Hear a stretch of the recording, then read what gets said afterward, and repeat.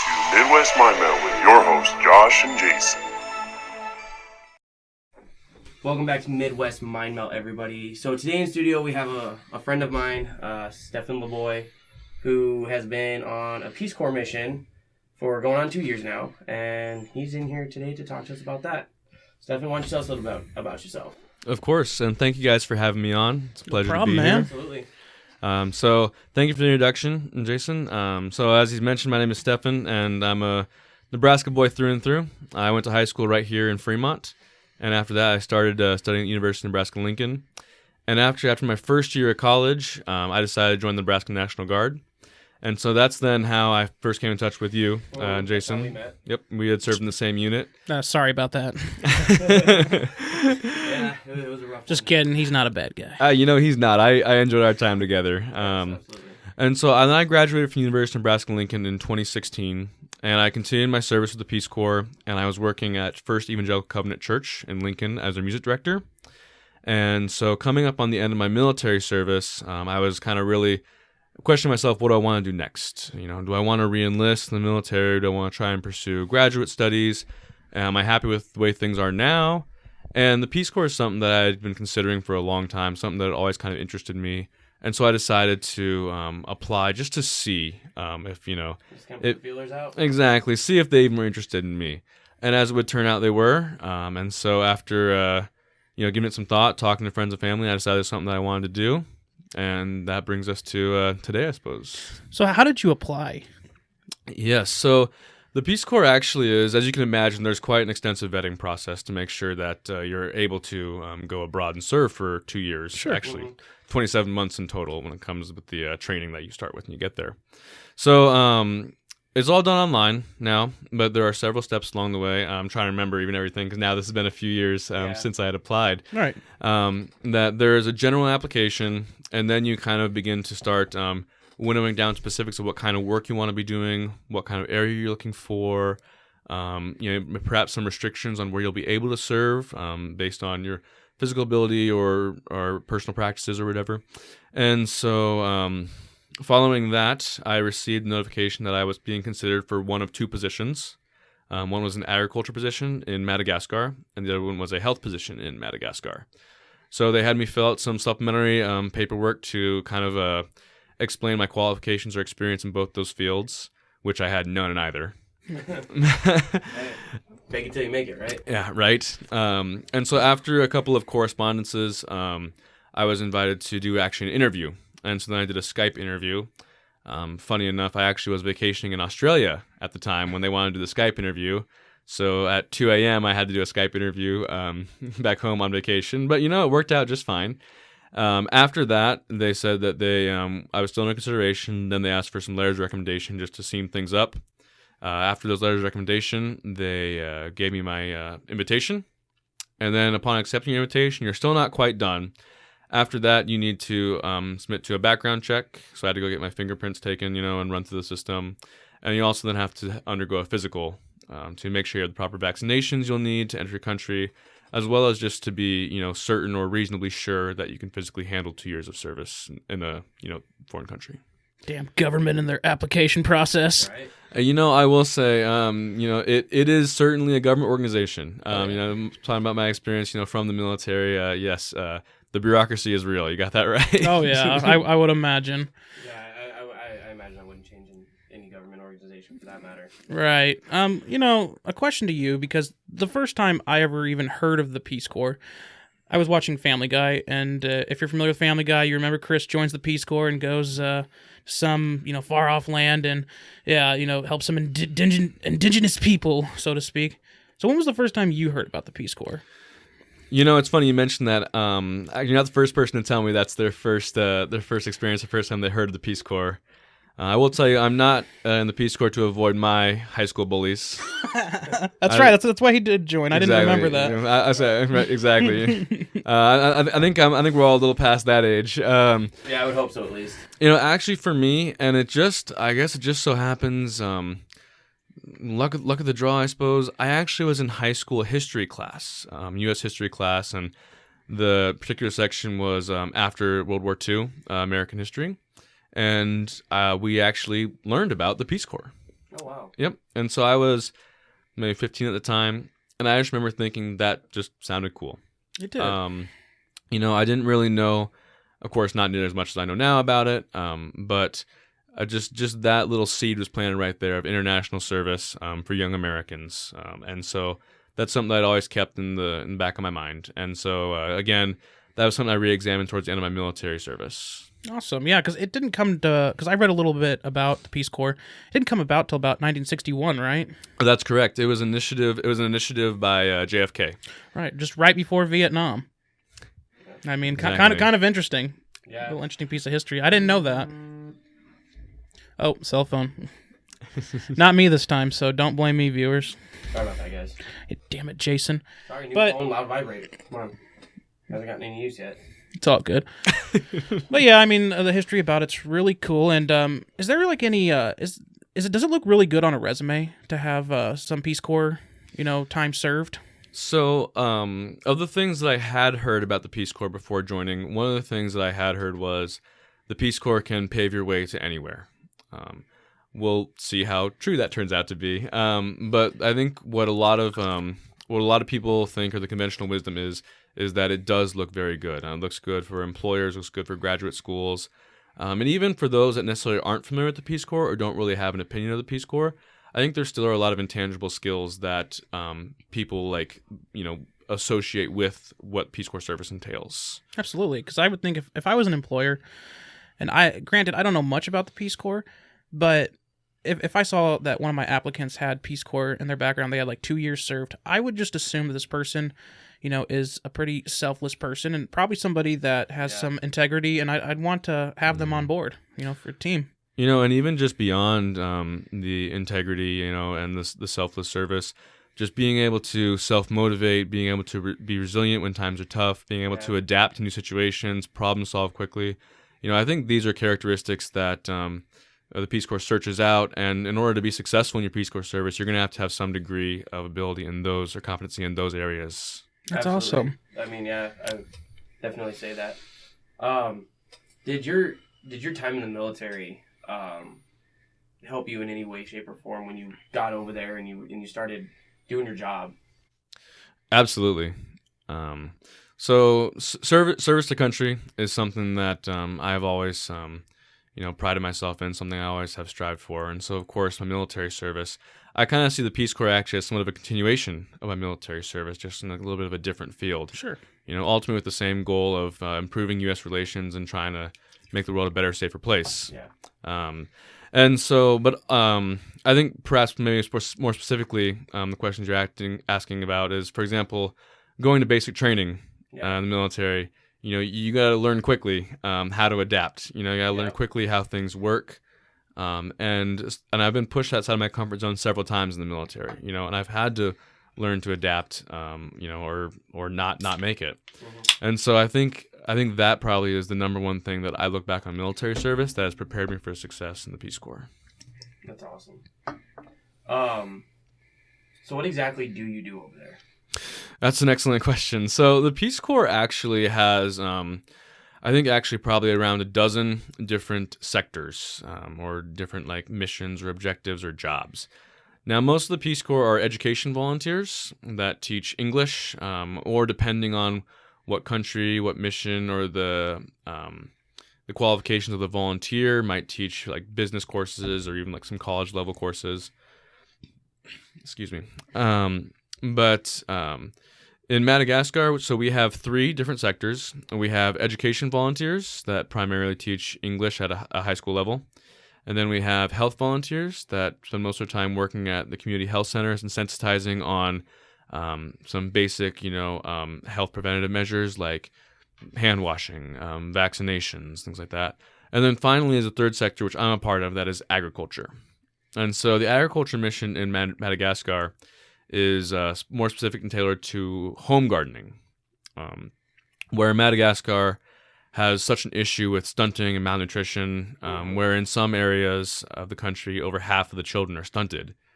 The mission with agriculture is to promote home gardening in a way to cost-effectively try and supplement nutrition for mothers and their children.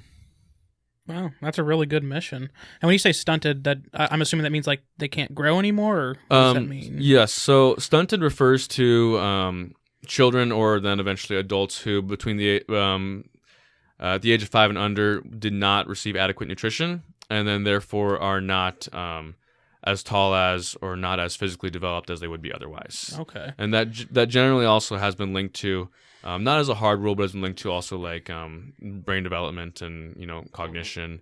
And so generally what you see with like academic performance is that stunted children generally perform behind those that had a more healthy health nutrition as children. I would think, yeah. So, do you teach them how to garden? Is that Yes, I do. that's actually, regardless of where you're at, that's actually a good skill to That's have. a really good skill to have. I agree. Especially coming from Nebraska, I'm assuming.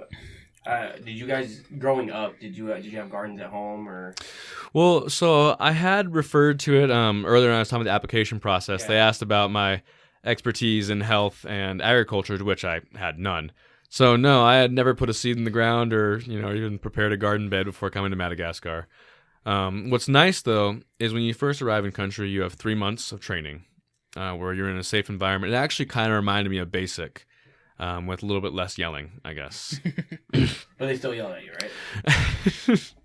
No, they don't.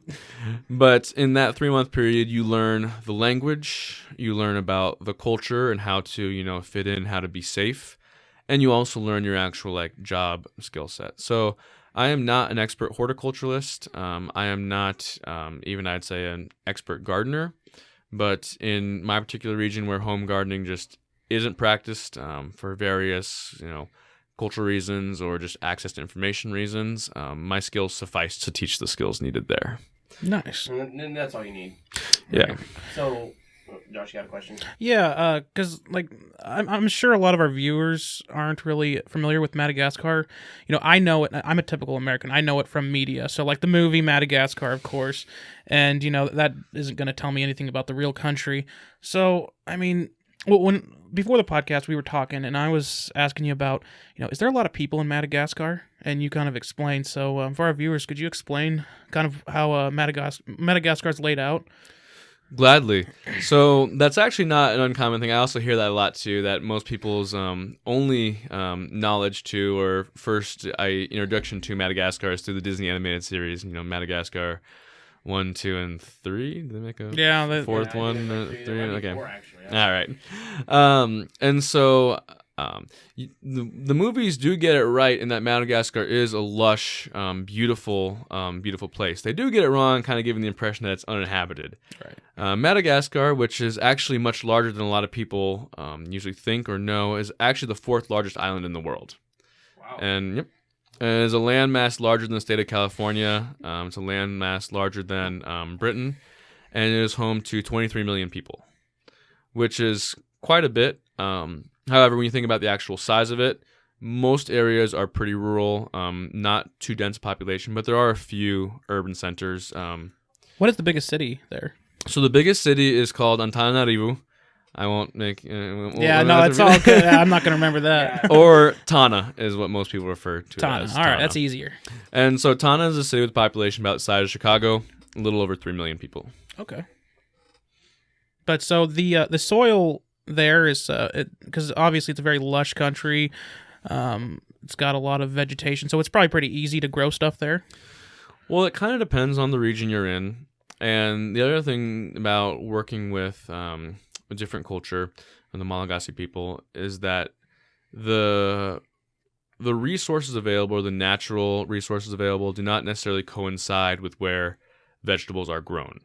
And so what I mean by that is so in the central highlands of Madagascar, it has a very clayey, ironous soil that the soil is like red. And so the soil is a little bit harder to work. They do have more substantial winters that you can't really grow much in that time period, but yet they grow more vegetables than anywhere else in the country, including my area, which has a little bit easier soil to work with and has a year-round growing season. Oh, wow. Where you might expect in my region we'd be growing more vegetables. Culturally, it just did not necessarily emerge that way. So That's an excellent question.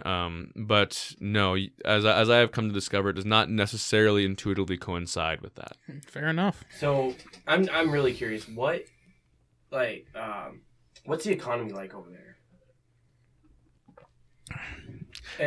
So let me elaborate a little bit. Okay. So do they have the same technology that we do? Because I think when most people think about like Africa, because Madagascar is part of Africa, they think of tribes. Yeah. You know, that's the I think poor, yeah. Yeah. I think poor. And so knowing that there's 23 million people Yes. on Madagascar, I picture it in my head to look something like more developed, if that makes sense. Yes. So to kind of paint a little bit of picture of where Madagascar falls globally by comparison to some other nations, Madagascar, when you look at GDP per capita, is one of the poorest nations in the world, where the average daily income is about $1.50 a day for its members. So, Madagascar is not a particularly developed nation, and even less so than many African nations. There's some of the ones that come to mind: Nigeria, South Africa, Egypt, especially some like the Northern African nations. So you're right. It does maybe perhaps fit that image a little bit more agrarian, less industrialized, for sure. So as far as the actual economy though in Madagascar, everyone is. Or the saying is, everyone is first a rice farmer. And, we can talk a little more about some of the food, some of the culture there, but Madagascar is actually the world's leading consumer of rice per capita in the world. And so everyone participates in the rice harvest to some degree. Everyone has land or has family that has land, and everyone participates. So a lot of people make their living, or at least, work for their meals in the fields. Okay. That kind of surprises me a little bit, because I would think rice, would be in Asia, the leading, but that's really surprising. You would think that. I would think so. But no, it is actually Madagascar. That's a cool fact. I'm glad I know that. Yeah, that's definitely surprising. Beyond that, some of the unique, some of the more unique goods of Madagascar is spices. So vanilla, cacao, cloves, as well as several tropical fruits are also part of the economy too. And as far as industrialization, information technology, they are a little bit further behind than some other nations in that respect. But yeah, so agriculture is probably the leading industry there in Madagascar. So for any of our listeners that might be wanting to join the Peace Corps, what are your living conditions and things of that nature while you're there? Yes. So, the first thing I want to say, for any listeners that are considering the Peace Corps, apply. Worst thing that can happen is you don't get it. Mm-hmm. And there are actually only two requirements to be in the Peace Corps. One is to be 18, and one is to be a U.S. citizen. There are no further requirements other than that. And there also is no age limit. In fact, one volunteer I know out in Madagascar, phenomenal volunteer, is a retired man from South Dakota, and I think he just turned 68, maybe. Wow. Yep. And so he's out there doing what we're all doing out there too. And I'll talk about my living conditions. If this doesn't sound like something your viewers would be interested in, your listeners would be interested in, there are over 60 countries the Peace Corps is currently operating in, with a whole host of living amenities. So my situation is just very specific to my country and really to my sector and my region. I don't have electricity or running water.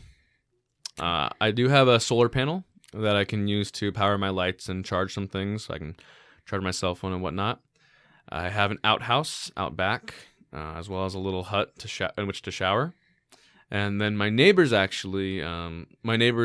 very nice to me, and they're good people. They actually have a little hand pump, excuse me.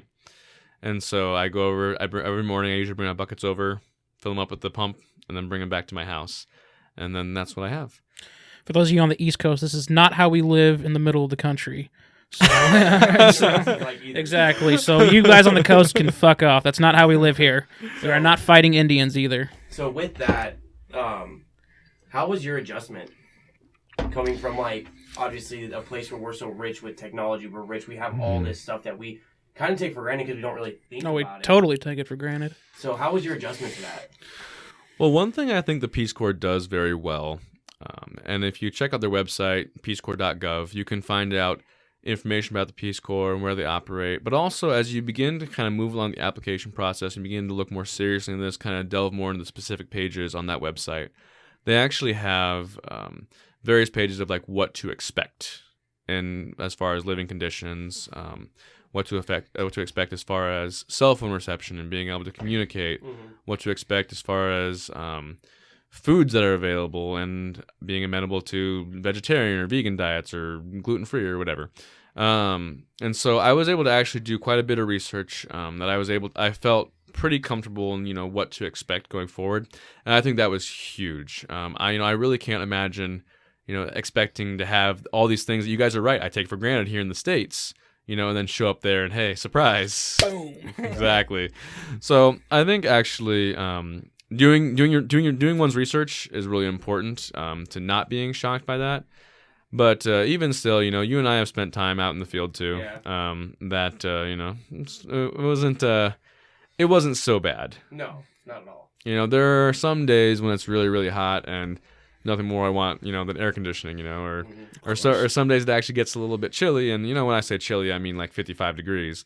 But I don't want to take a cold shower when it's 55 degrees, so I want some hot water, or even cold beer, Those are things that I certainly miss. But I think being prepared for that, both from the military service and by doing my research beforehand, I think kind of set me up for that. And then also having a bigger vision about my service in the Peace Corps and the role I play there, I think that is what helps, at least for me, that helps sustain me on the tougher days.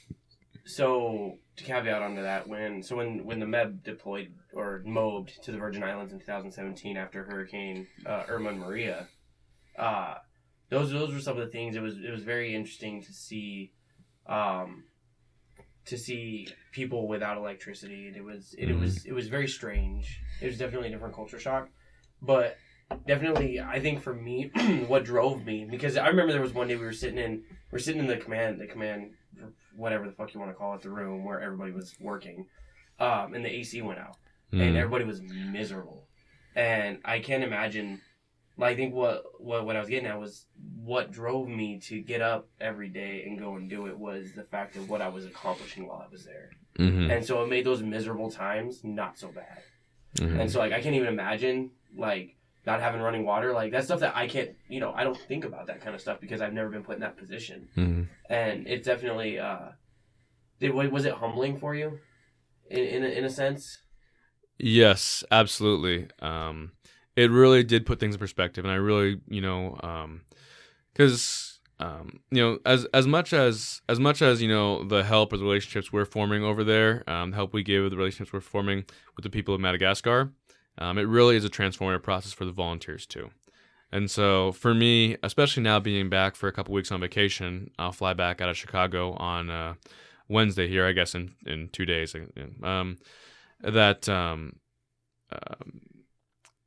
Coming back and seeing, what we have, I am certainly much more appreciative. And I kind of do have a little bit of a bigger picture. And some of those things you're talking about, like the people with no electricity that you'd never seen before, or the people without running water that you've heard of but never, interacted with, or the people that are living on, less than $2 a day that, the statistic tells you they exist. Now having lived among them, it has certainly given me a lot of perspective on really just how big the world is. Wow. So besides the conditions, was there any other major culture shock that you experienced, being amongst the people there? I think one of the biggest ones, and I don't know if it necessarily counts as culture shock or an adjustment, was the language. Okay. In that, so Malagasy is the national language that's spoken there. It's the native language, and it's spoken throughout the entire country. So are you fluent in it now? That's the question. Oh, I don't know if I'd say that I'm fluent. I can get my point across. Okay. But sometimes that's all that matters. Yeah, right. But even still, that can be stressful. Yes. Trying to have a conversation and trying to communicate, and and being so frustrated, not being able to get my point across, or not being able to say what I'm trying to say, or even just telling someone how much I appreciate them. It's something that I wish I could say, that I don't always have the words and the ability to. And especially though after that 3-month training period, when they drop you off at your site and say good luck, you're very not confident in your language abilities at that point too. So I'd imagine. yeah, so trying to even I'm gonna go out of my house, I'm gonna go down to the store, I'm gonna get a coffee, what was really honestly kind of like a hurdle to get over first, and to know that you stick out like this sore thumb, and that your Malagasy is probably terrible, and they're gonna have to really be patient with you. So that was a really tough one, I think. Apart from the living conditions, was just trying to communicate, because out where I live, no one speaks English. And then French is the second national language, but that's because the French had colonized Madagascar up until 1960, right.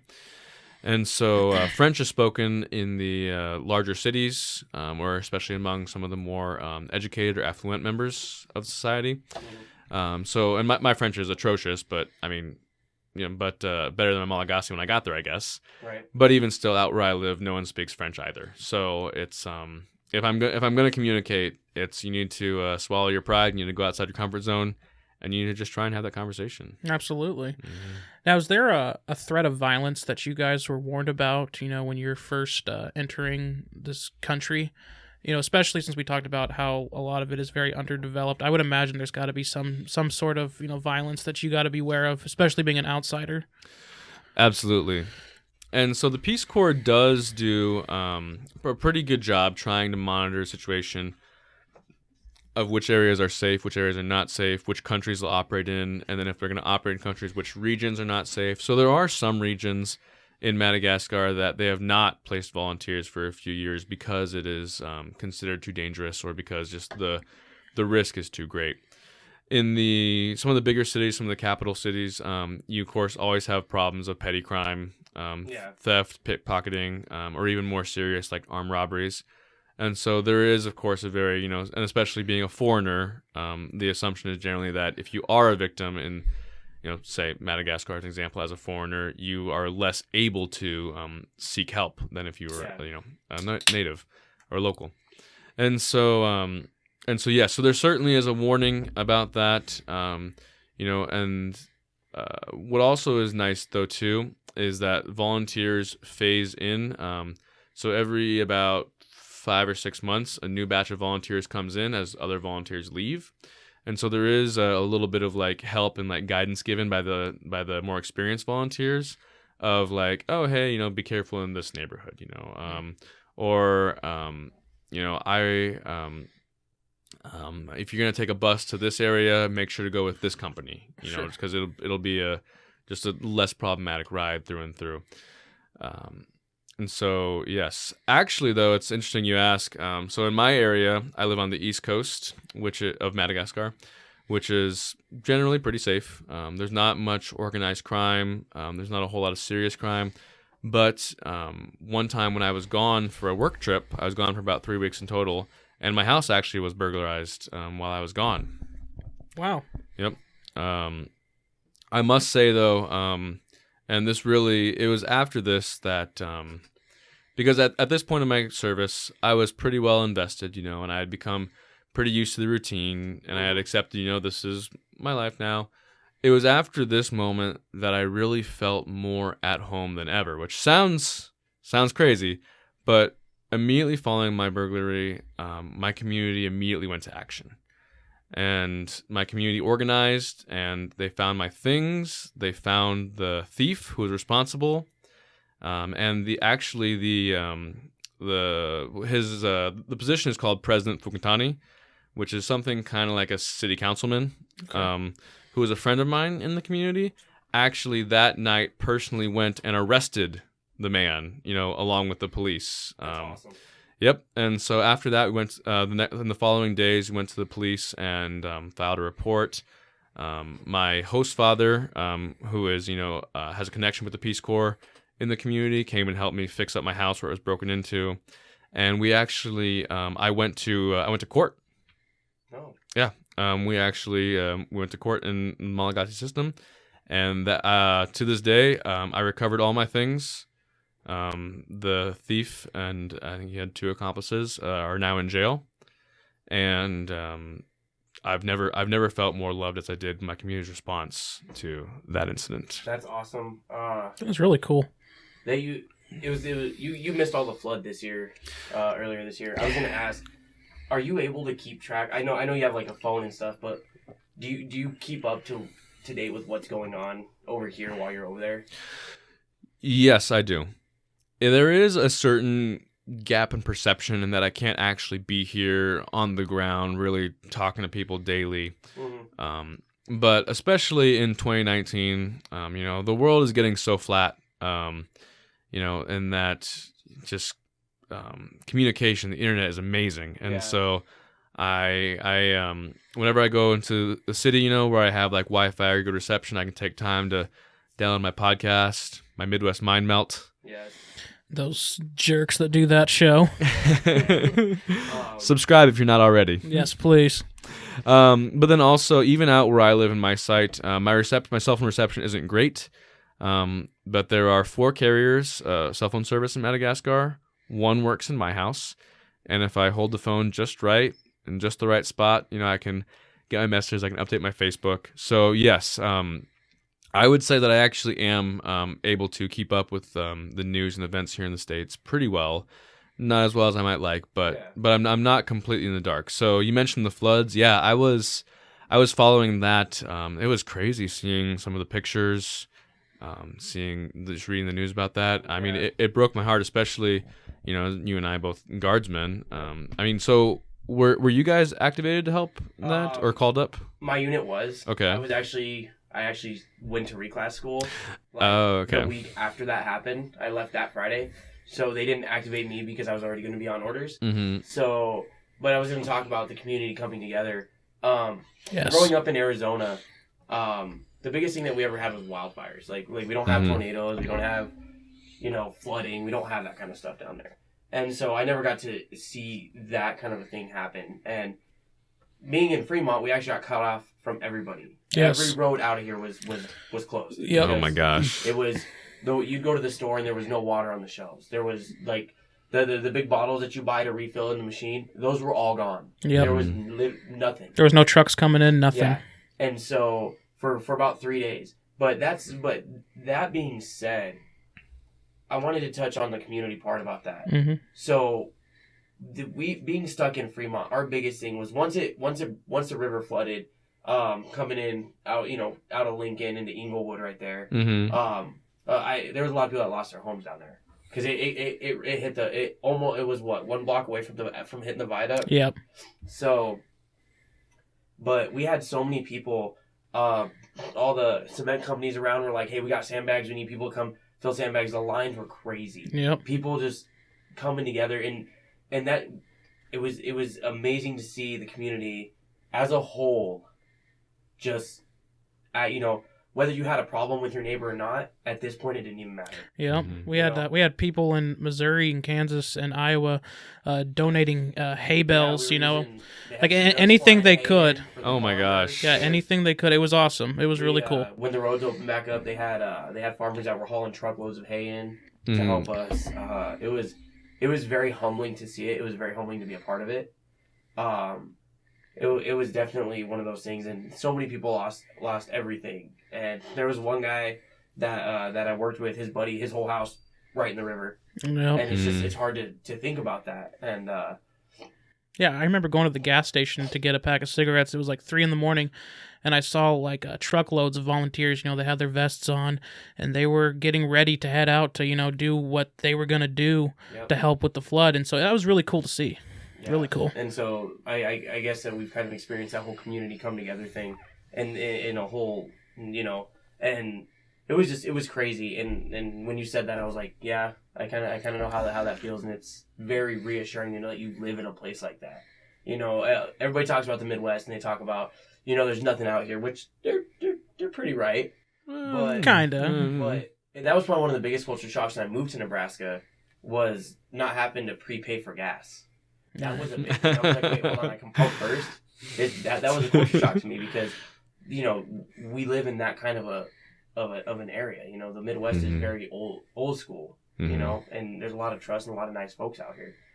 But yeah, it's awesome to hear about that. Like, especially even over there, communities are huge. And that is certainly a similarity that I actually had thought about too, following that, and that the small town niceness, the small town communal effort, we're all in this together, is really something that I kind of had like observed in this whole ordeal. And I think it kind of has perhaps, brought or verified or kicked off this larger observation of my Peace Corps service, and living among this, culture that I knew nothing about prior to coming out there, is that, yeah, like we are different, we celebrate differences, but in a lot of ways, like we're all the same, Yeah.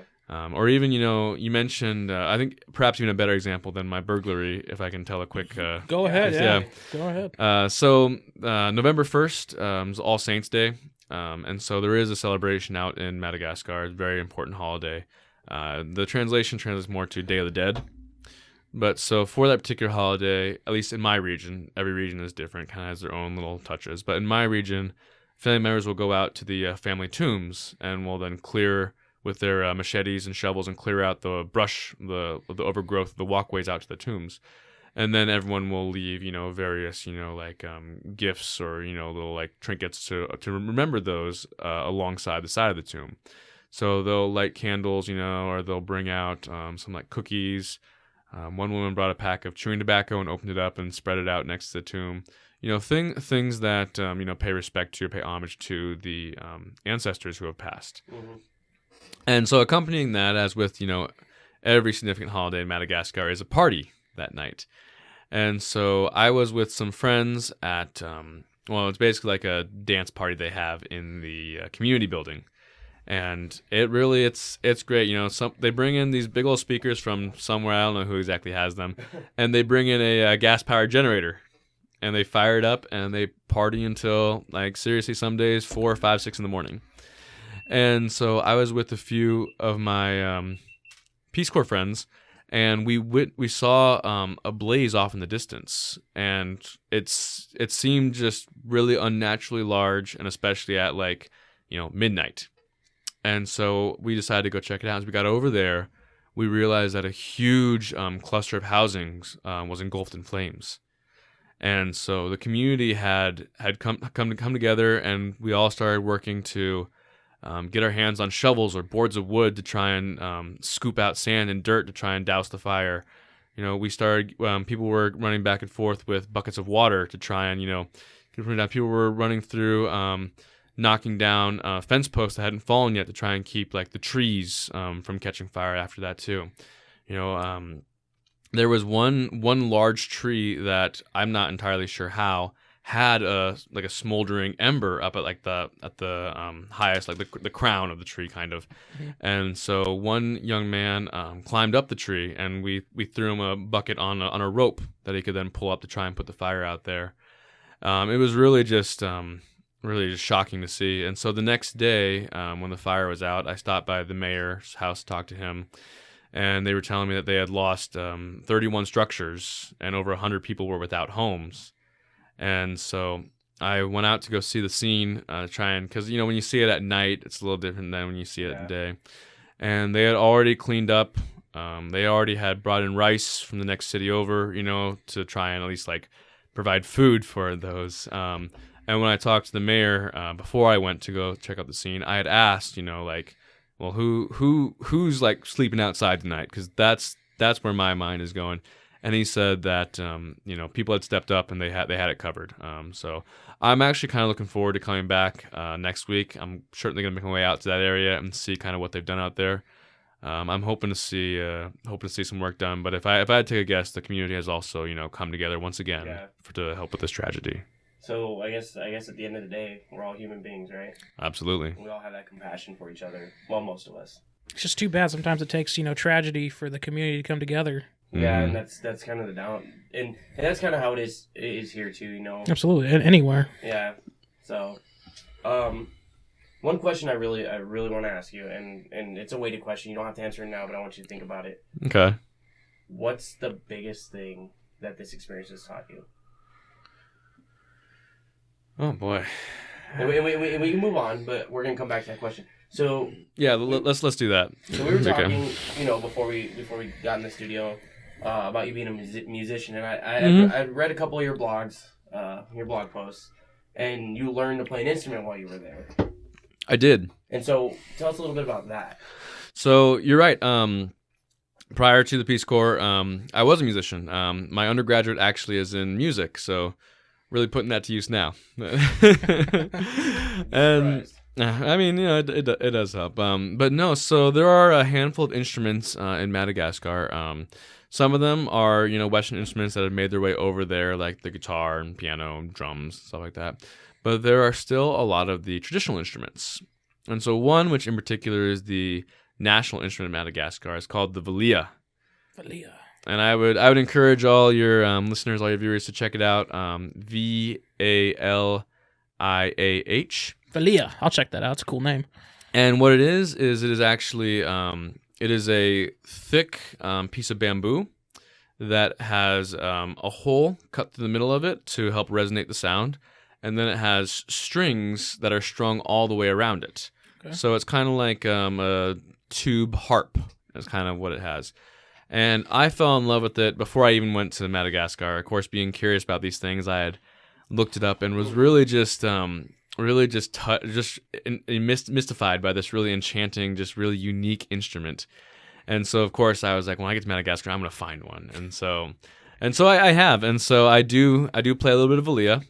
And one thing that has been nice about that, though, is apart from just, my personal enjoyment of it, or just, kind of like doing something cool or something fun, is that, as I mentioned, it is the national instrument of Madagascar. And so there is such a cultural identity with the Malagasy people and the valia, such a cultural identity with their music, with their heritage, that when I play the valia, especially for people at parties or just outside my house, people going by, or even like sometimes I go to like football games and I'll even soccer games, excuse me, and I'll bring it along with me just to play, and that it does help build that connection, it helps build that trust, and it also sends a signal that I respect and I admire their culture, and that the relationship I want with them is one of mutual respect and understanding.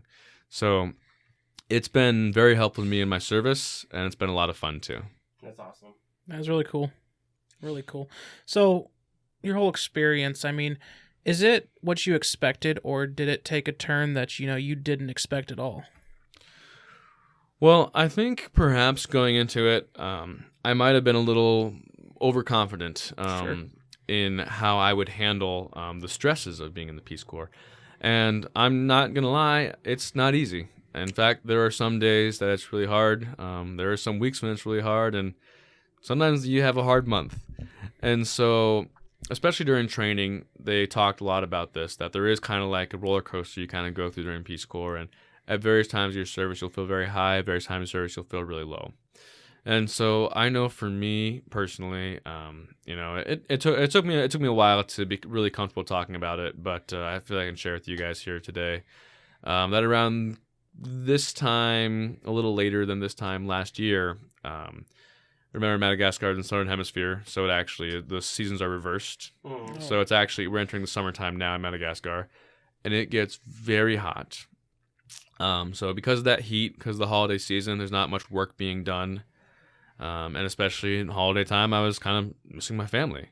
And so I was in kind of a really low time where I was asking myself, like, what am I doing here? Did I make a mistake? I'm not even really doing anything right now. And so Peace Corps is really going to be trying in a lot of ways. And I think 2 years is both, not a long time and also a really long time. Yeah. Yes. So I think, I was perhaps overconfident, and maybe I overestimated, my ability to handle those types of challenges. That when it actually did happen, I was shocked, and it took me a little while to get myself out of that rut.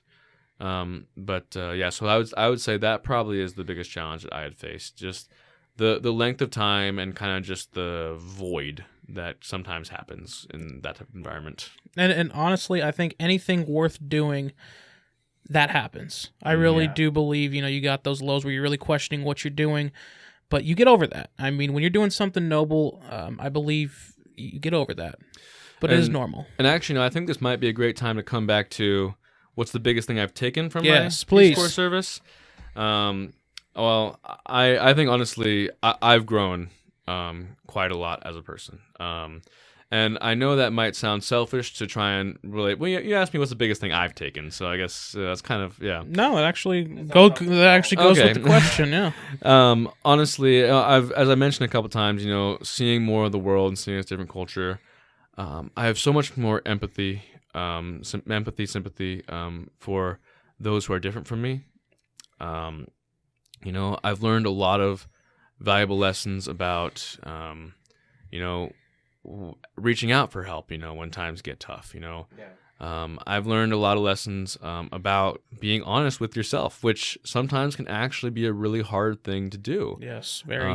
Or even like learning you were wrong, learning to admit that you were wrong. I'm not saying I was wrong in my Peace Corps service. I'm talking about other things, yes, yeah, absolutely. Particularly in my service. And so honestly, the personal growth that I've seen in myself, this has been such a positive experience for myself. And so, even though some days it doesn't feel that way, I know looking back that some of those life skills that I took away from the Peace Corps that I think have helped me in my relationships and relating with people, I think that's probably the biggest takeaway I'll have. It's not the Malagasy language, it's not the gardening. Those things are great, but having those skills to better relate with those around me, I think those are some of the biggest things I've taken from my service. Definitely. That's awesome. So we talked a little bit before we got in the studio. What are your plans when you get back? Have you thought about that? I know we talked a little bit about it, but yes. And I'll tell you what. 2 years is a long time. It's also not that long of a time that I feel like the question of what am I doing after Peace service, really snuck up on me. So as we were talking about before, we got in the studio here. On this trip, I came for a couple reasons: to visit friends, visit family, Thanksgiving, and the like. I also came to take my LSAT, law school admissions test. So currently, the plan is to try and go to law school following my Peace Corps service, which will end in May of 2020. So that's the plan for now. Where are you going to go to school at? That's an excellent question. Right now, I have a little Google document with like 24 schools that I'm, interested in to varying degrees, all rated by what scores and what GPAs they generally accept. And so I'm still waiting to get my score back. And so once I get my score back, I'll have a chance to sit down and be honest with myself, which is a skill that the Peace Corps helped me with. And I'll send out applications to schools that I think will be good fits, or will I'll be competitive for application or for admission and for scholarship. So, no, it's all up in the air. Good for you, man. It is. Following that, there are a few other graduate programs that are kind of of interest to me. I've played around with the idea of coming back and joining the Guard this time to try and go to OCS. Officer candidate school, for non-military listeners. Of course, you'd say that.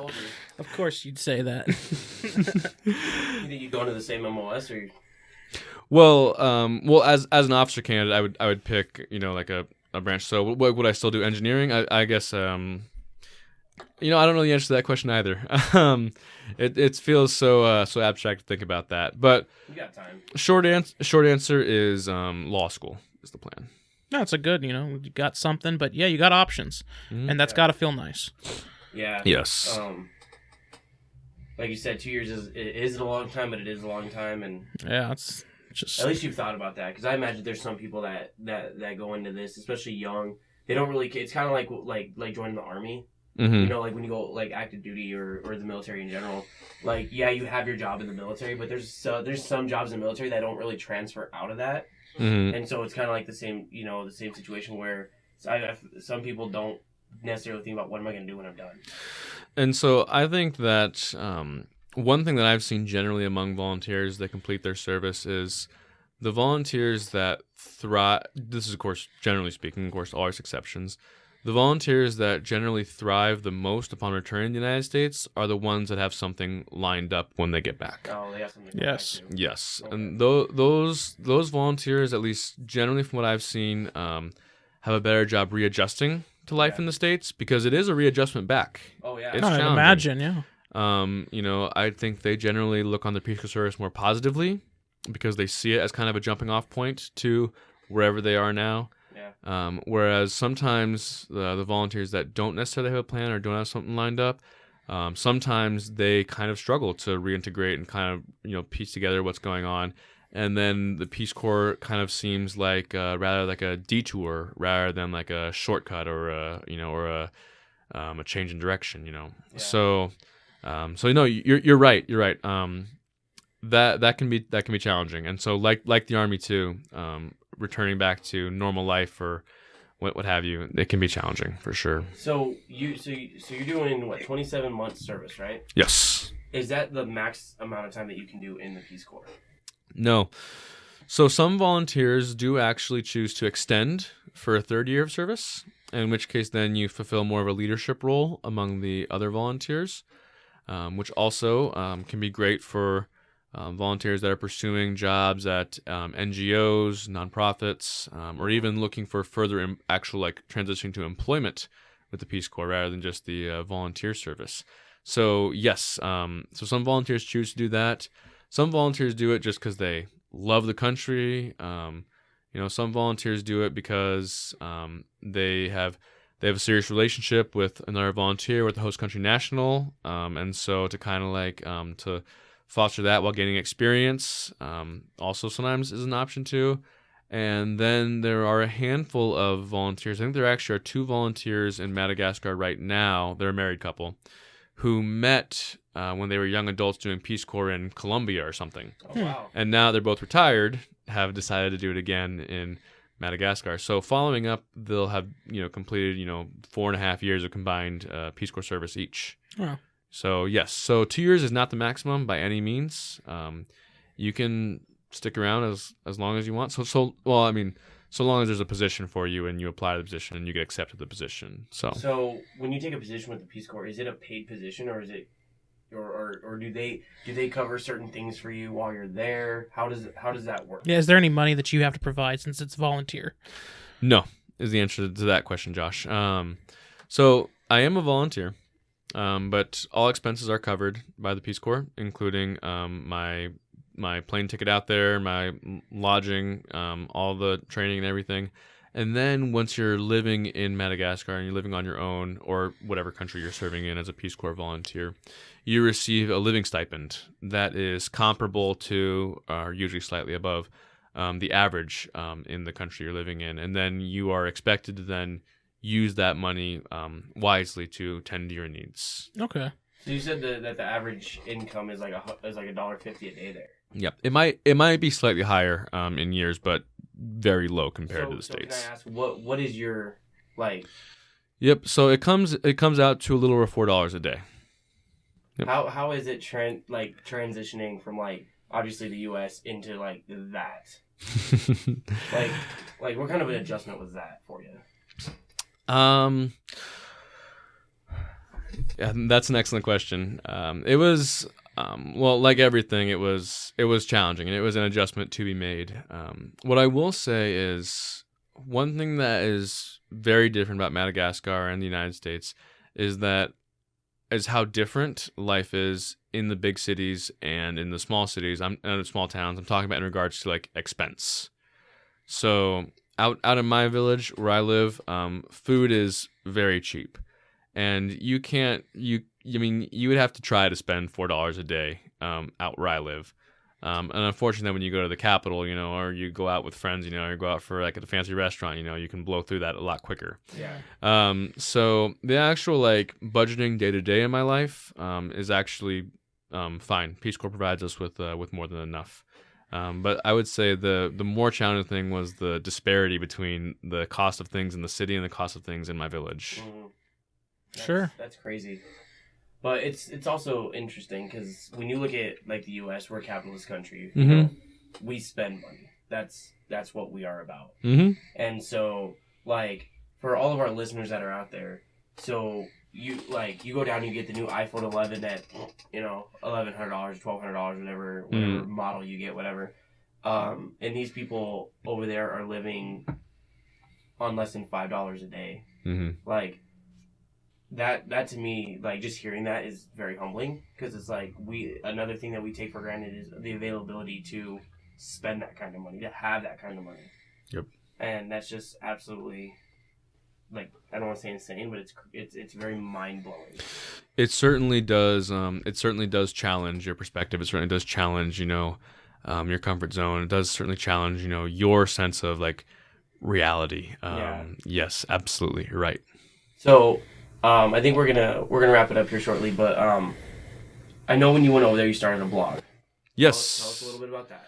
Thank you. So in addition to the actual hands-on technical aspect of Peace Corps service, I guess I'll take a moment now to explain that Peace Corps actually has 3 goals or 3 missions for every volunteer. So the first one is the technical hands-on aspect, in my case, teaching agriculture and gardening. But then the second and third goals are really kind of a cultural exchange, in that the second goal is to somewhat bring American culture, American friendship to these countries of interest. And so we're building relationships between Malagasy and the American people. And it's really been touching for me. One story I really like to tell about that aspect of service is when I was on a business trip. I was translating for an Engineers Without Borders team, actually from Nebraska. And yeah, right, cool. And World. and so when I was translating for them, I met a Malagasy woman, and as her and I were talking, she found out I was a Peace Corps volunteer, and she asked me if I knew her community's Peace Corps volunteer. And I asked what his name was, and I didn't recognize the name, so I said, sorry, I don't think so. I said, when did he leave? And she said 2009. And so I was like, well, unfortunately, he left, 10 years before I got here. But I think that still speaks to the friendship that this woman was still so excited to meet another Peace Corps volunteer because of the impact that this volunteer had in that community 10 years ago. And so that even honestly sometimes is the bigger mission on some days rather than just, gardening. But then finally, the third goal is that reciprocal relationship, in that the volunteers come back to the United States and they bring with them the education, the culture of their experience, and doing things like what we're doing right now, talking about Madagascar and talking about the Peace Corps. And so one of the ways in which I do that to meet several desires, like keeping my friends and family informed, or even just telling my story. But it also helps inform people about the reality of the Peace Corps as well as being a Peace Corps volunteer. And so I want to thank you for putting a little spotlight on that. Listeners, viewers can find my blog at Stephan Laboy. That is all lowercase, one word, STEPHANLABOY at wordpress.com. Check it out. And we'll attach a link below the video as well for everybody that's watching this on YouTube. Absolutely. Thank you so much. And then you can see various stories ranging from some of my reflections before leaving to even, I actually tell the story about my burglary and my community's response to that. I go more in depth in the actual blog. I post a lot of pictures. You can find ways to contact me if you have questions, and you can subscribe to get updates following posts for the blog. Very cool, man. So my last question to you, Of course, is overall, with the goals that you just laid out that the Peace Corps has, do you think that it is very effective, that it is being executed very effective, and it's having the effect that the Peace Corps wants? That is a tough question. I guess I just want your perspective on it. I think the quick answer is yes. The Peace Corps does not have the budget of various other government organizations like USAID or international organizations like UN, UNICEF, or even like the U.S. military. For reference point. And so I think it actually is really admirable what the Peace Corps does, especially with the limited resources it has. And the other thing, too, is, with those 3 goals, I think that's what kind of makes it unique, in that where USAID, USAID might have a mission to provide contraceptives, and so they go out and they have the mobile clinic, and anyone that signs up can come and do birth control, and so then that's their mission. The actual behavior change in the relationship and really kind of understanding For example, who the people of the United States are, what our life is like, kind of developing that sort of friendship. That's kind of, I think, where the Peace Corps fits in. And the reason I say it's a tough question is because that's so hard to measure. Yeah, it really is. And even still, or even going, the other way in that, I think that I've, a lot of my friends and family knew nothing about Madagascar in the same way that I knew nothing about Madagascar before I left. And now they know a little more about it. And so do we. And you Just guys from too. this, yeah.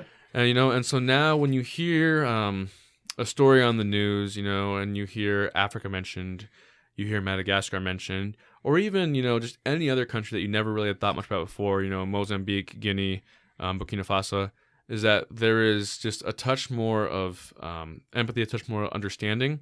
And, that's something that's hard to measure too.